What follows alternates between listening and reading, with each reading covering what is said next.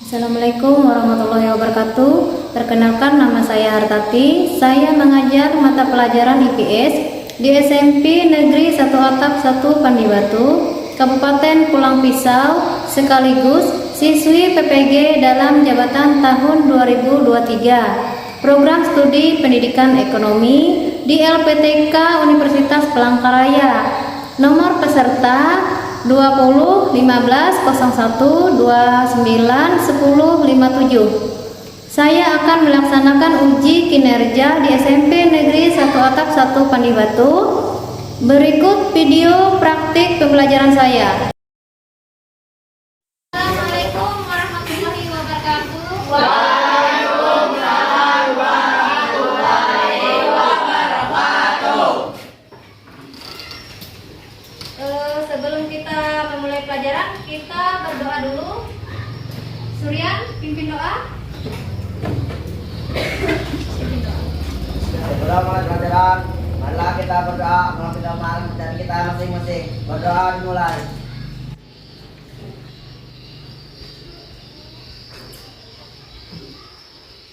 Berdoa selesai.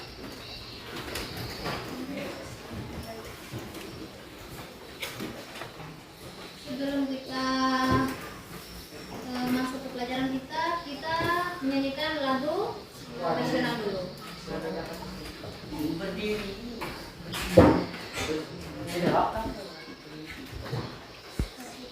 Tolong berdiri dulu.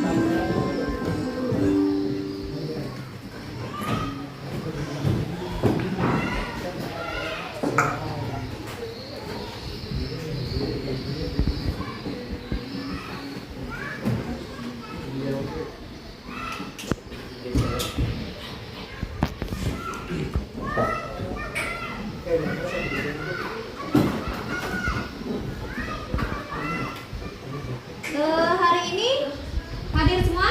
Hadir. Gimana kesehatannya? Baik. Alhamdulillah, kalau semua sudah sehat. Masih ingat materi yang lalu? Ya.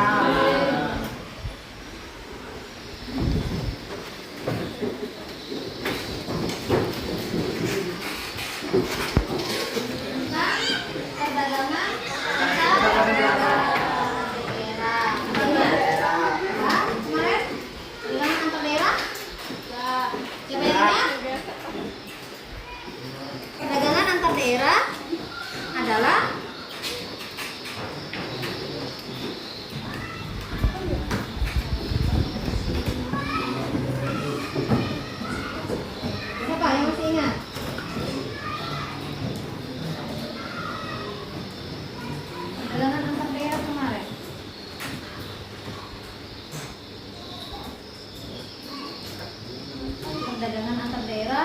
dari daerah?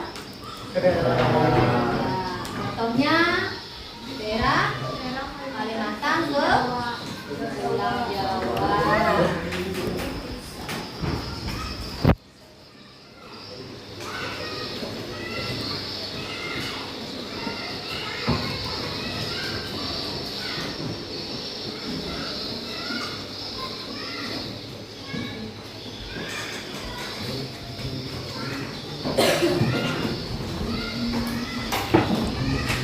Kita lanjutkan materi tentang perdagangan internasional.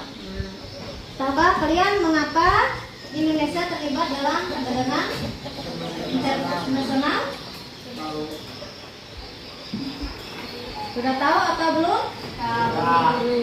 Kalau belum, kita pelajari materi hari ini tentang perdagangan internasional. Itu perdagangan internasional, tujuannya perdagangan internasional tadi menjelaskan pengertian ekspor dan impor. Yang keduanya Menganalisis interaksi pendalaman internasional. yang ketiga Menganalisis faktor pendorong perdagangan internasional. yang keempat Menganalisis hambatan perdagangan internasional. yang kelima Menjadikan hasil analisis tentang hambatan perdagangan internasional.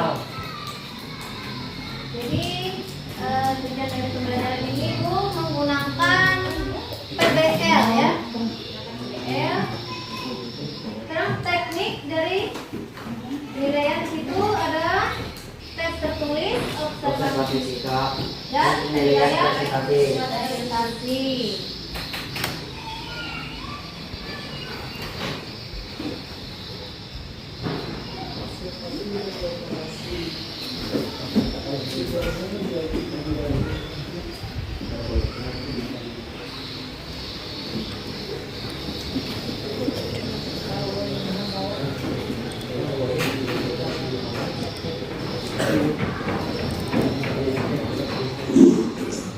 Pada masa sekarang, batas dan jarak bukan lagi menjadi penghalang bagi seseorang atau lembaga untuk melakukan perdagangan.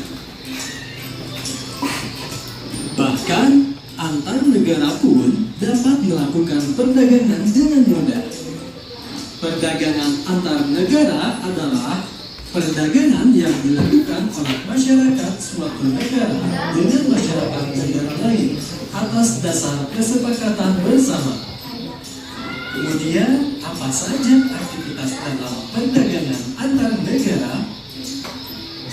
Perdagangan antar negara terdiri atas dua aktivitas, yaitu kegiatan ekspor dan kegiatan impor. Ekspor adalah kegiatan mengirim atau menjual barang dari dalam negeri ke luar negeri. Orang atau lembaga yang melakukan kegiatan ekspor disebut dengan eksportir. Lalu, apa tujuan dari kegiatan ekspor? Tujuan dari kegiatan ekspor adalah untuk memperoleh keuntungan. Barang yang diekspor akan dibayar oleh pihak pembeli dengan alat pembayaran berupa mata uang asing seperti dolar.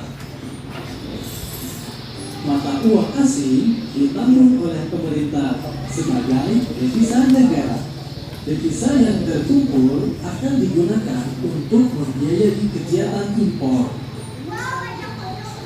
Kemudian, kebijakan apa yang dilakukan pemerintah untuk mendorong kegiatan ekspor? Berikut kebijakan pemerintah untuk mendorong ekspor.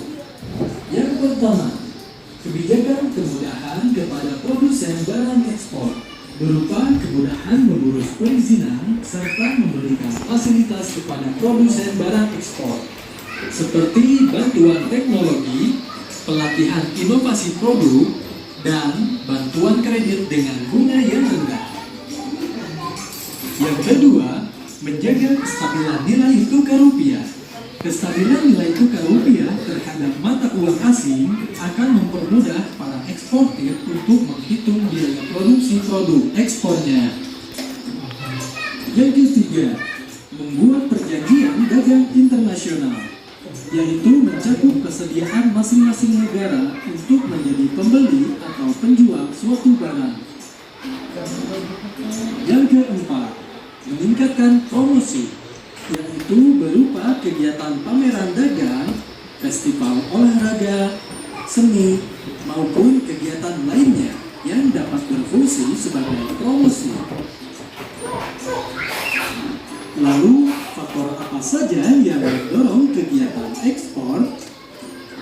Faktor pendorong ekspor antara lain adalah yang pertama, keadaan pasar luar negeri.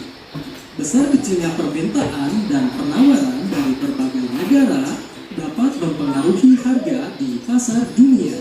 Apabila permintaan lebih banyak dari penawaran, maka harga cenderung naik dan berlaku sebaliknya. Yang kedua, kekuatan eksportir untuk menangkap peluang pasar. Seorang eksportir harus pandai menangkap dan memanfaatkan peluang pasar. Dengan kepandaian tersebut, mereka dapat memperoleh wilayah pemasaran yang luas. Yang ketiga, kondisi sosial, ekonomi, dan politik suatu negara. Bidang sosial, ekonomi, dan politik merupakan bidang yang terkait satu sama lain. Ketika ada ketidakstabilan pada salah satu bidang, maka bidang yang lain akan terpengaruh. Contohnya, negara tujuan ekspor sedang mengalami perang antar suku. Hal tersebut tentu sangat mempengaruhi keberlangsungan proses ekspor ke negara tersebut.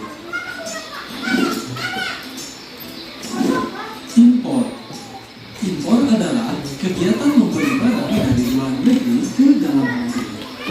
Orang atau lembaga yang melakukan kegiatan impor disebut dengan importir. Barang-barang apa saja yang diimpor Indonesia? Yang pertama, barang migas adalah hasil pengolahan minyak bumi dan gas alam.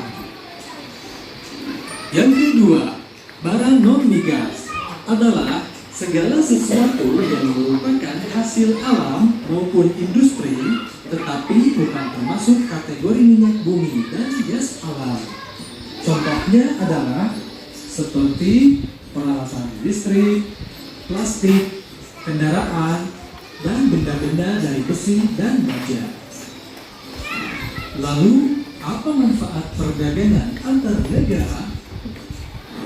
Manfaat perdagangan antar negara antara lain yang pertama, untuk memperoleh keuntungan.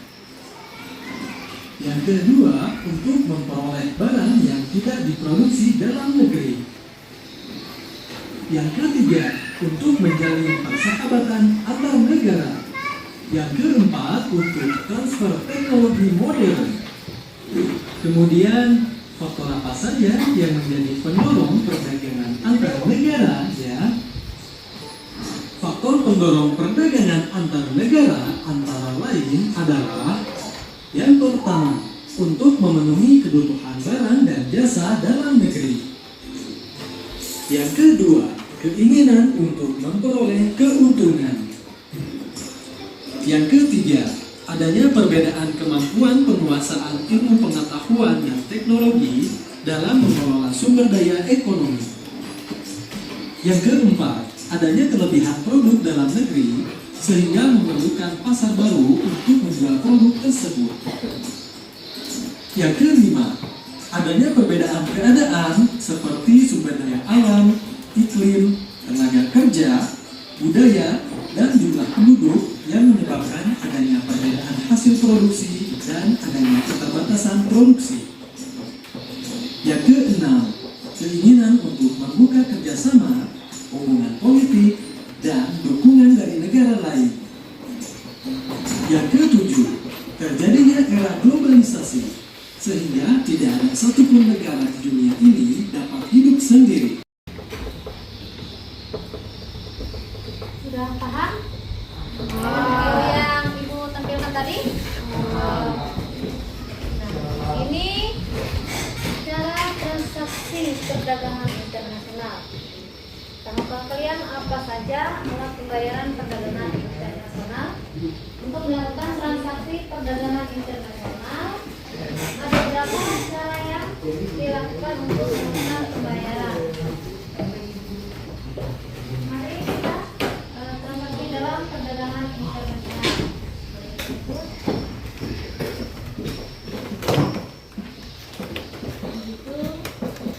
Apa saja tadi?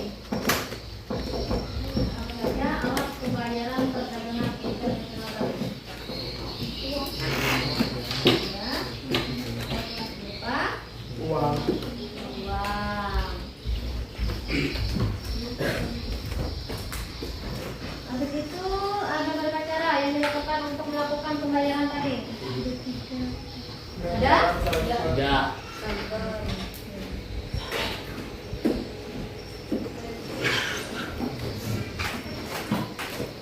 Kita lihat di sini pembayaran secara tunai dilakukan Cash. importir apabila importir membayar bersamaan dengan surat keterangan asal usulnya Barang telah dikirim oleh eksportir. yang pertama apakah surat Surat gesel bank atas tunjuk. Surat gesel bank atas tunjuk adalah surat perintah yang dibuat bank domestik dalam negeri yang ditunjukkan kepada bank korespondensi di luar negeri. yang B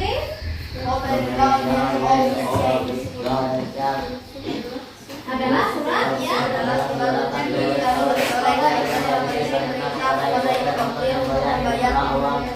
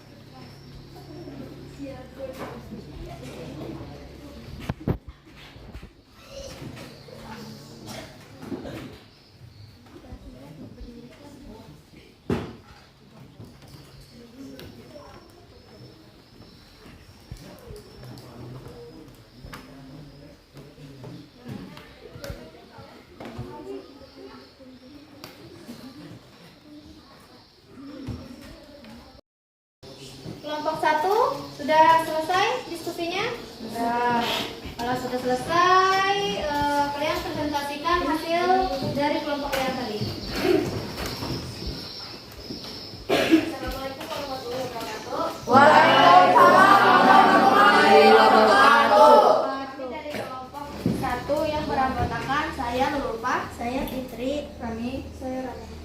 Kami akan mempresentasikan hasil dari kelompok kami yang akan dibacakan oleh Fitri.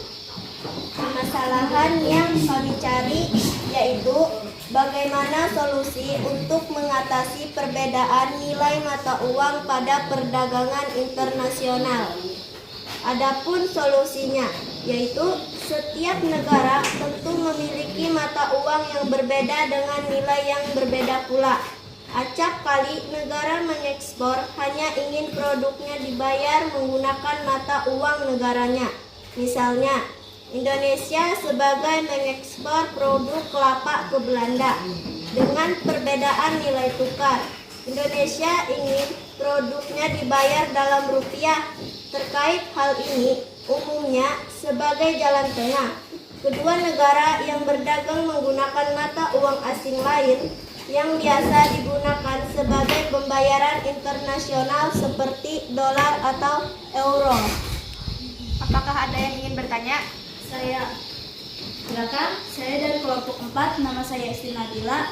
Saya ingin bertanya, bagaimana perdagangan antar Indonesia dan Amerika Serikat? Apakah juga menggunakan mata uang dolar?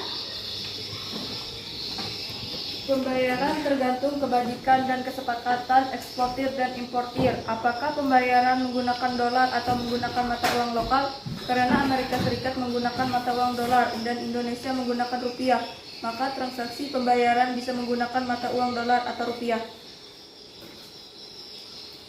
Sekian dari kelompok kami. Wassalamualaikum warahmatullahi wabarakatuh. Waalaikumsalam warahmatullahi wabarakatuh.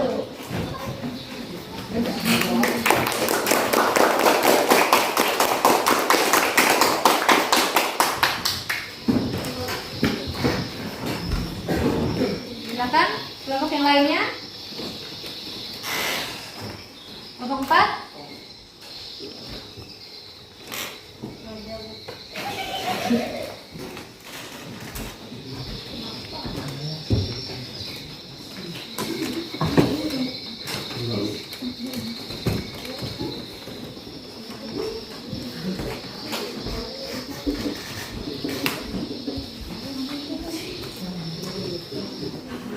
Silakan kelompok 2 dipresentasikan hasil dari kelompoknya.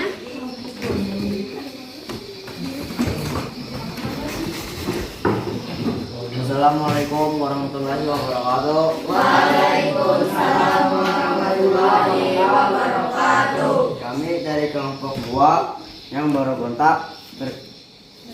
beranggota saya Suryan, Saya Helda. Saya Alfa. Saya Andika. saya Solihin. Di sini kami akan mempresentasikan hasil diskusi kami yang akan dibacakan oleh Suryan. Bagaimana solusi untuk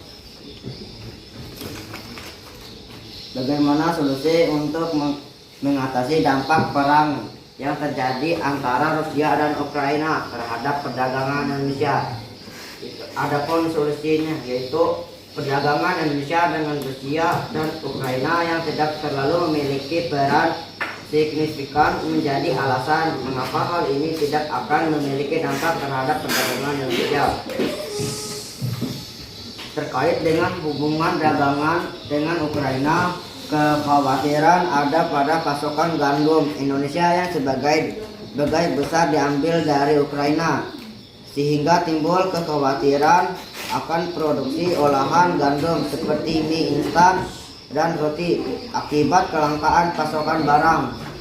Mengingat kedua barang tersebut tidak menjadi konsumsi primer masyarakat Indonesia, maka tidak ada alasan untuk memiliki kekhawatiran berlebihan.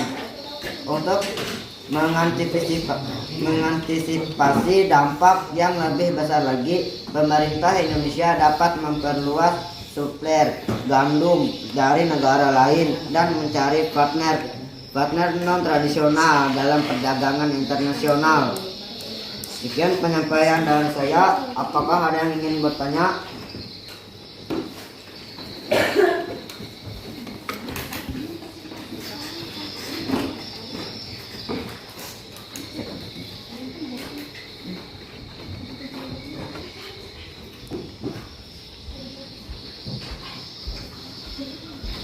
Kalau tidak ada yang ingin bertanya, maka saya akan tutup. Wassalamualaikum warahmatullahi wabarakatuh. Waalaikumsalam warahmatullahi wabarakatuh.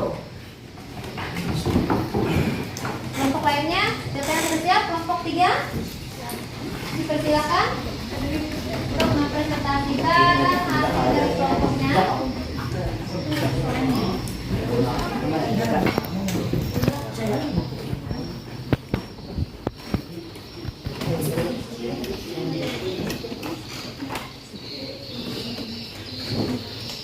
Assalamualaikum warahmatullahi wabarakatuh. Waalaikumsalam warahmatullahi wabarakatuh. Kami ingin mempresentasikan hasil dari pencarian kami. Saya bernama Ahmad Rifai, di samping saya bernama Arya Kusuma, dan di samping Arya Kusuma ada Salma, di samping Salma ada Nurliani. Yang dibacakan oleh Nurliani. Bagaimana solusi untuk mengatasi rendahnya kualitas sumber daya manusia di Indonesia? Cara mengatasi rendahnya kualitas sumber daya manusia Indonesia yaitu dengan meningkatkan kualitas sumber daya manusia melalui perbaikan sistem pendidikan nasional dan iptek ilmu pengetahuan dan teknologi. Meningkatkan kualitas sumber daya manusia dengan cara memperbaiki sistem perekrutan serta membekali dengan keterampilan yang mumpuni. Bagaimana, apa ada yang ingin bertanya? Saya dari kelompok 2, saya bernama Helda. Bagaimana cara memberikan keterampilan yang mumpuni untuk meningkatkan kualitas sumber daya manusia bagi perdagangan Indonesia? Memberikan pelatihan rutin yang dapat meningkatkan keterampilan untuk perdagangan manusia, misalnya pelatihan ekonomi kreatif.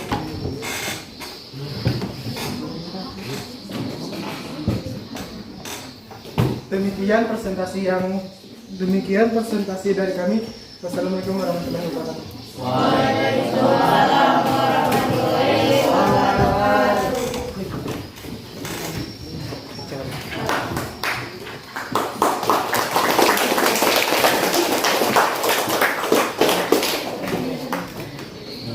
Sekarang kelompok 4, dipersilakan presentasikan hasil diskusinya tadi.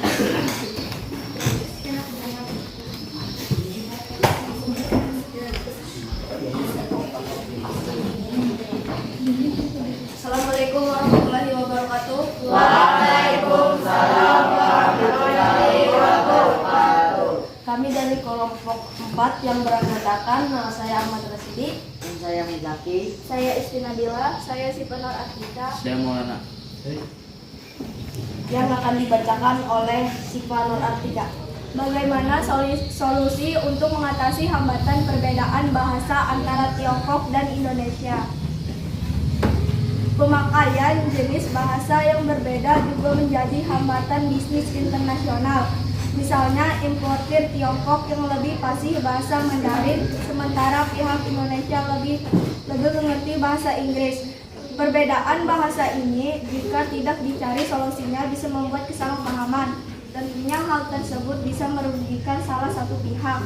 Cara terbaik yang kerap diterapkan oleh perusahaan adalah dengan menyewa penerjemah atau pengurus karyawan yang fasih dalam menggunakan beberapa bahasa asing. Apakah ada yang ingin bertanya?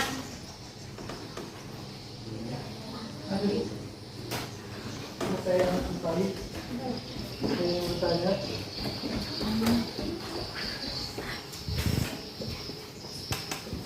Bagaimana kerap diterapkan oleh perusahaan? adalah dengan menyewa penerjemah atau mengutus karyawan yang fasih dalam menggunakan beberapa bahasa asing. Gimana?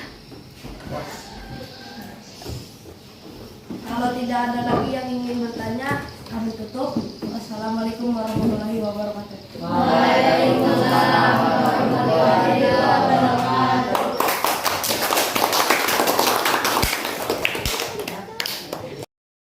Tolong diam ya, Kak. Jadi jawaban dari solusi atas permasalahan yang Ibu beri tadi ya di LKPD itu sudah kalian cari solusi yang bagus, misalnya solusi perbedaan mata uang dolar dan euro. Setelah itu dari solusi dari peperangan Rusia dan Ukraina. Itu terhadap perdagangan Indonesia bisa menambah supplier gandum ya. Setelah itu perbedaan bahasa itu bisa menggunakan penerjemahan. Ada yang menerjemahkan biasanya. Jadi itu solusi dari kalian itu cukup bagus semua ya.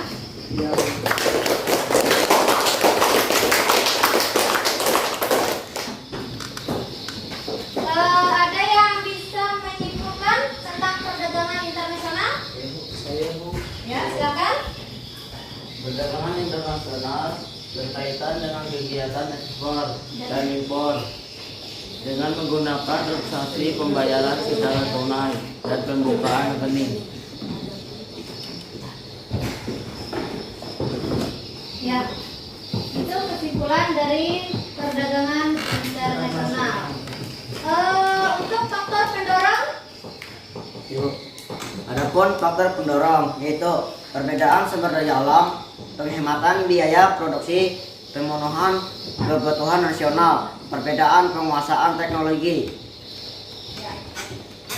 untuk hambatannya dari perdagangan internasional tadi, Hambatannya yaitu perbedaan mata uang, terjadi peperangan dan kebijakan perdagangan internasional. ya itu kesimpulan dari perdagangan internasional tadi ya.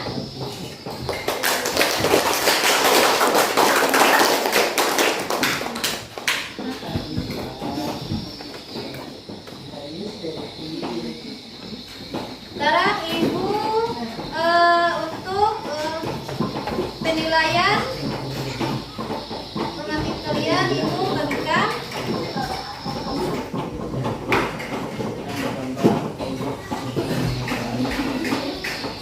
Ibu penilaian.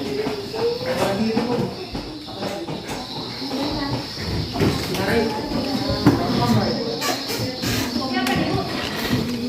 Harian yang pintar tuh udah. Kenapa nih? Tingkatnya juga kata 14.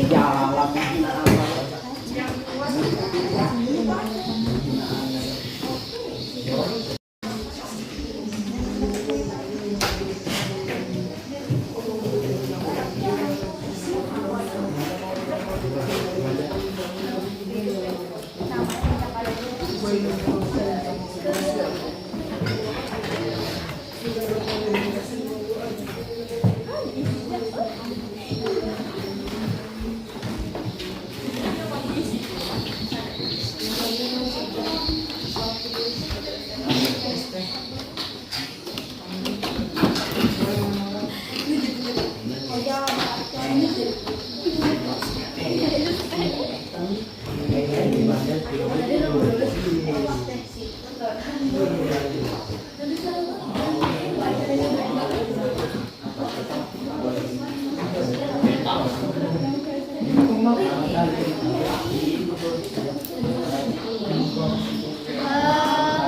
Kendala-kendala apa saja yang kalian selama pelajaran tadi? Kendalanya yang kalian dapat? Ada pelawak Bu. Kendala-kendala apa saja yang kalian alami selama pembelajaran tadi? Apa saja kendalanya? Tidak ada Bu. Menyenangkan. Ya. kendalanya.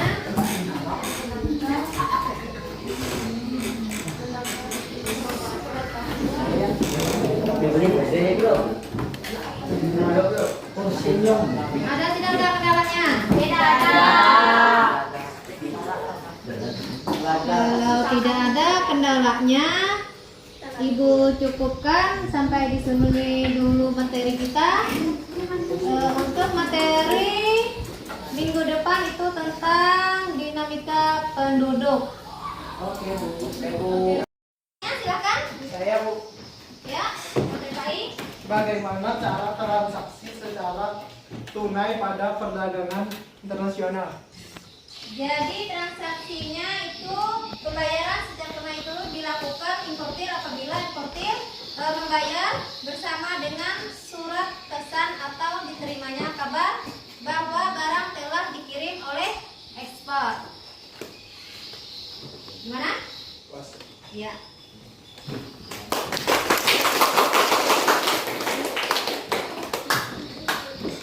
Ada lagi? Ada Bu. Ya. Silakan Bapak. Apa yang dimaksud dengan ekspor?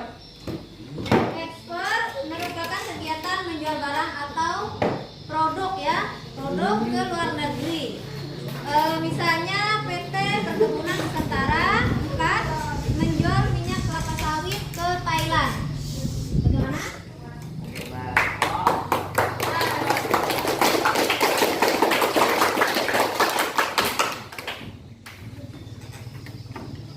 Untuk mengakhiri pelajaran kita hari ini, kita berdoa. Dipimpin oleh Surya. Sebelum mengakhiri pelajaran pada siang hari ini, marilah kita berdoa. Berdoa dimulai.